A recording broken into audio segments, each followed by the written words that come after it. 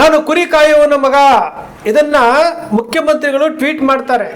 ನಾನು ಕುರಿ ಕಾಯುವವನ ಮಗ, ನಾನು ಕುರಿ ಕಾಯ್ತಾ ಇರುವವನು ಅಂತೇಳಿ ಮುಖ್ಯಮಂತ್ರಿಗಳು ಟ್ವೀಟ್ ಮಾಡ್ತಾರೆ. ನಿನ್ನೆ ದಿನ ಉತ್ತರ ಕರ್ನಾಟಕ ಭಾಗದ ಕುರಿಗಾರರು ಮುಖ್ಯಮಂತ್ರಿಗಳ ಗೃಹ ಕಚೇರಿ ಮತ್ತು ಕಾವೇರಿಯ ಮುಂದೆ ಸಾಲುಗಟ್ಟಿ ನಿಂತ್ಕೊಂಡಿದ್ದಾರೆ. 3 ತಾಸುಗಟ್ಟಲೆ ನಿಂತ್ಕೊಂಡಿದ್ದಾರೆ. ಒಳಗಡೆ ಇರುವಂತಹ ಮಹಾನುಭಾವರುಗಳಿಗೆ ನಾವು ಮುಖ್ಯಮಂತ್ರಿಗಳನ್ನ ಭೇಟಿ ಮಾಡಬೇಕು, ಅವರಿಗೆ ಮನವಿ ಪತ್ರ ಕೊಡಬೇಕು, ಬಡ್ಜೆಟಲ್ಲಿ ಅಳವಡಿಸ್ಕೊಳ್ಳೋದಕ್ಕೆ ಮನವಿ ಪತ್ರ ಕೊಡಬೇಕು ಅಂತ ಬಂದಿದ್ದೀವಿ ಅಂದಾಗ ಯಾವ ಮಹಾನುಭಾವರು ಸಹ ಅವರನ್ನು ಮುಖ್ಯಮಂತ್ರಿಯನ್ನು ಭೇಟಿ ಮಾಡೋದಕ್ಕೆ ಒಳಗಡೆ ಕಚೇರಿ ಒಳಗಡೆ ಹೋಗಲಿಕ್ಕೆ ಅವಕಾಶವೇ ಕೊಟ್ಟಿಲ್ಲ. ಕುರಿಗಾರರು ಹೊರಗಡೆ ನಿಂತ್ಕೊಂಡಿದ್ರು, ಸಾಲುಗಟ್ಟಿ ನಿಂತ್ಕೊಂಡಿದ್ರು. ಯಾರ್ಯಾರ ಕೈಯಿಂದನೋ ಫೋನ್ ಮಾಡಿಸಿದ್ರು, ಏನೇನೋ ಮಾಡಿದ್ರು. ಆದರೂ ಸಹ ಯಾರೂ ಸಹ ಈ ಕುರಿಗಾರರನ್ನು ಒಳಗಡೆ ಕರ್ಕೊಂಡು ಹೋಗಲಿಲ್ಲ, ಮುಖ್ಯಮಂತ್ರಿಗಳನ್ನು ಭೇಟಿ ಮಾಡಿಸ್ಲಿಲ್ಲ, ಇವರ ಮನವಿ ಪತ್ರವನ್ನು ಕೊಡಿಸ್ಲಿಕ್ಕೂ ಆಗಲಿಲ್ಲ. ಇದು ನಮ್ಮ ಕುರಿಗಾರರ ಈ ಕುರುಬರ ಪರಿಸ್ಥಿತಿ. ಬಾಗಿಲಲ್ಲಿ ಕಾಯ್ಕೊಂಡು ಕೂತಿದ್ದಂತಹ ಅವರನ್ನ ಮುಖ್ಯಮಂತ್ರಿಗಳು ಕಾರ್ನಲ್ಲಿ ಹೊರಗಡೆ ಬರಬೇಕಾದ್ರೆ ನಿಲ್ಲಿಸಿ ಮನವಿ ಪತ್ರವನ್ನು ಕೊಡ್ತಾರೆ. ಮನವಿ ಪತ್ರವನ್ನು ಈಸ್ಕೊಂಡು ಆಯ್ತು ನೋಡ್ತೀನಿ ಅಂತೇಳಿ ಮುಖ್ಯಮಂತ್ರಿಗಳು ಪಾಸ್ ಆಗ್ತಾರೆ. ಇವರು ನಮ್ಮವರು. ನಾನೂ ಸಹ ಕುರಿಗಾರರ ಮಗ. ಕುರಿಗಾಹಿಗಳು ಹೊರಗಡೆ ಬಂದು ನಿಂತಿದ್ದಾರೆ, ನನಗೋಸ್ಕರ ವೆಯ್ಟ್ ಮಾಡ್ತಾ ಇದ್ದಾರೆ, ನನಗೆ ಮನವಿ ಪತ್ರ ಕೊಡ್ತಾ ಇದ್ದಾರೆ ಅಂತೇಳಿ 5 ನಿಮಿಷಗಳ ಕಾಲ ಕಾರಿನಿಂದ ಇಳಿದು ಅವರಿಗೆ ಮಾತಾಡಿಸಿ ಅವರ ಮನವಿಯನ್ನು ಆಲಿಸಿ ಅವ್ರನ್ನ ಒಳಗಡೆ ಕಳಿಸಿ ಅವ್ರಿಗೇನೋ ಒಂದು ಗೌರವವನ್ನು ಸೂಚಿಸಿದ್ರೆ ಎಷ್ಟು ಖುಷಿಯಾಗಿರ್ತಿತ್ತು, ಎಷ್ಟು ಖುಷಿಯಾಗಿರ್ತಿತ್ತು ನಿಜಕ್ಕೂ.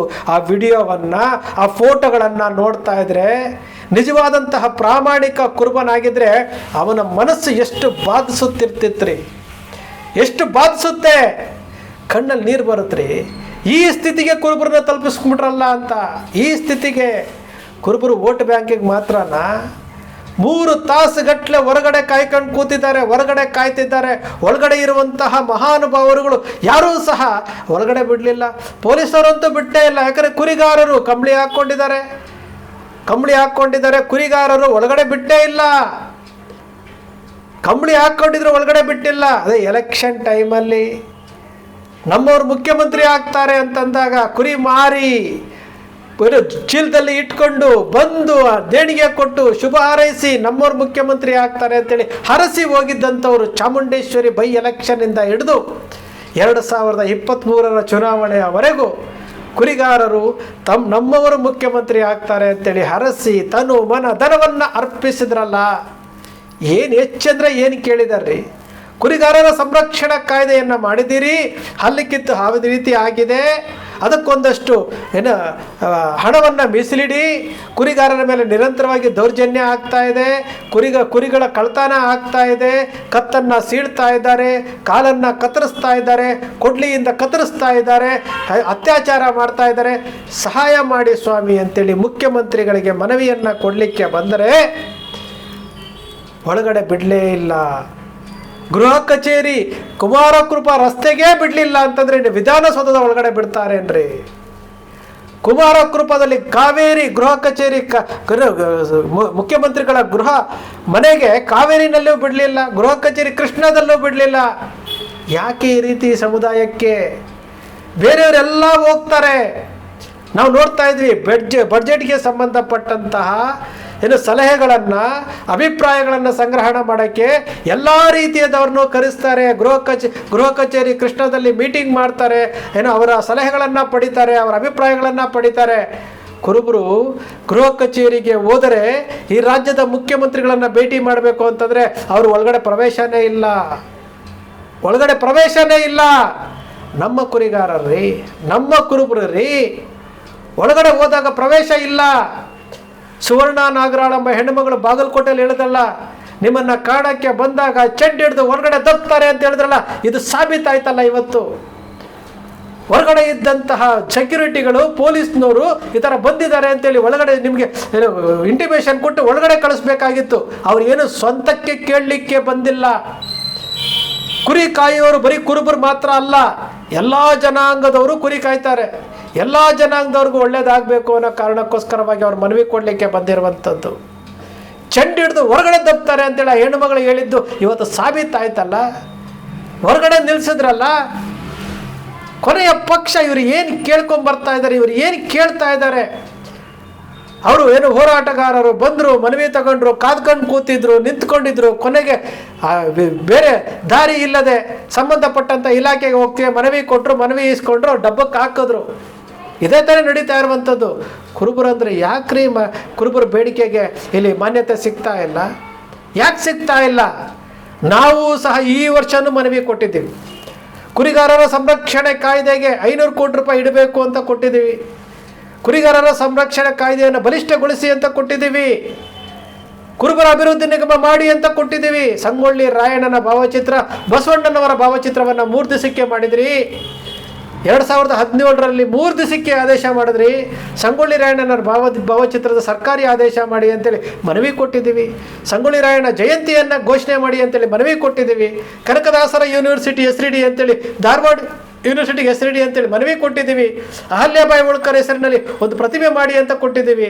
ಬಾಪೂಜಿ ನಗರ ಬಸ್ ನಿಲ್ದಾಣಕ್ಕೆ ಸಂಗೊಳ್ಳಿ ರಾಯಣ್ಣನ ಹೆಸರು ಫೈನಲ್ ಆಗಿತ್ತು, ಒಂದು ಬೋರ್ಡ್ ಅನಾವರಣ ಮಾಡಿ ಅಂತ ಕೊಟ್ಟಿದ್ದೀವಿ.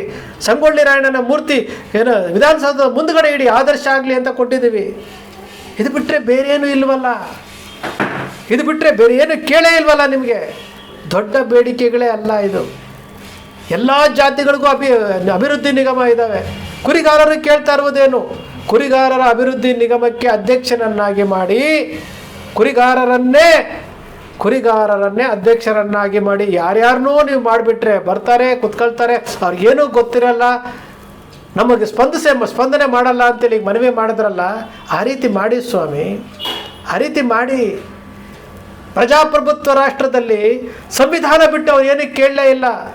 ಯಾವಾಗಲೂ ಹೇಳ್ತಾ ಇರ್ತೀರಲ್ಲ, ಸಂವಿಧಾನ ದೊಡ್ಡದು, ಸಂವಿಧಾನ ದೊಡ್ಡದು, ಬಾಬಾ ಸಾಹೇಬ್ ಅಂಬೇಡ್ಕರ್ ಬರೆದಿರುವಂಥ ಸಂವಿಧಾನ ದೊಡ್ಡದು, ಸಂವಿಧಾನ ಬಿಟ್ಟು ನಾವು ಹೋಗಲ್ಲ ಅಂತ ಹೇಳ್ತಿರಲ್ಲ. ಸಂವಿಧಾನ ಬದ್ಧವಾಗಿ ಇವರು ಕೇಳ್ತಾ ಇರುವಂಥದ್ದು. ಯಾತಕ್ಕೆ ಅವ್ರಿಗೆ ಮಾನ್ಯತೆ ಕೊಡ್ತಾ ಇಲ್ಲ?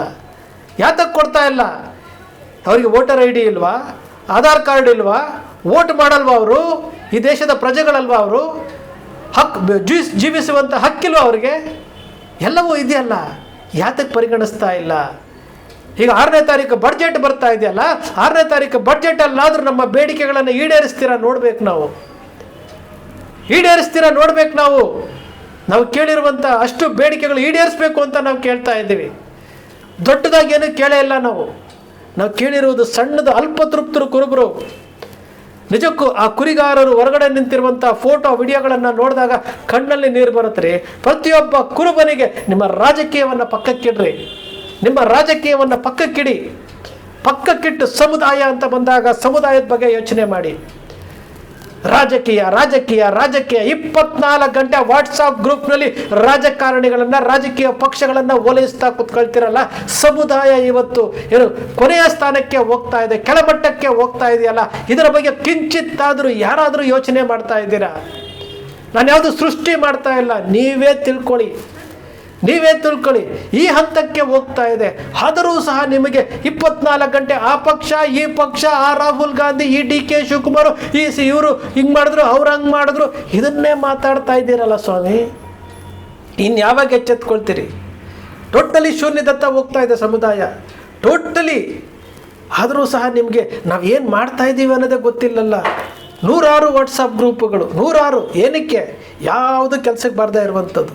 ನಾವು ಹೇಳ್ತಾ ಇದ್ದೀವಲ್ಲ, 100 ಜನ LKGಯಿಂದ ಕಟ್ಟಬೇಕು. ಇವಾಗ ನಾವು LKGಯಿಂದ ನೆನ್ನೆ ದಿವಸ ಅದನ್ನೆಲ್ಲ ನೋಡಿದ ಮೇಲೆ ನನಗನ್ಸಿದ್ದು, ಇಲ್ಲ, ಈ ಸಮುದಾಯದಲ್ಲಿ ಹುಟ್ಟಿದ್ದೀವಿ, ಸಮುದಾಯದ ಋಣ ನಮ್ಮಲ್ಲಿದೆ, LKGಯಿಂದ ಕಟ್ಟುವಂಥ ಕೆಲಸ ಮಾಡೋಣ. ಈ ಸಮುದಾಯದಲ್ಲಿ 100 ಜನ ಸಮಾಜಕ್ಕೋಸ್ಕರವಾಗಿ ನಾನು ತೊಡಗಿಸ್ಕೊಳ್ತೀನಿ, ನಾನಿದ್ದ ಸ್ಥಳದಲ್ಲೇ ತೊಡಗಿಸ್ಕೊಳ್ತೀನಿ, ಸಮಾಜದ ಉನ್ನತಿಗೋಸ್ಕರ ತೊಡಗಿಸ್ಕೊಳ್ತೀನಿ.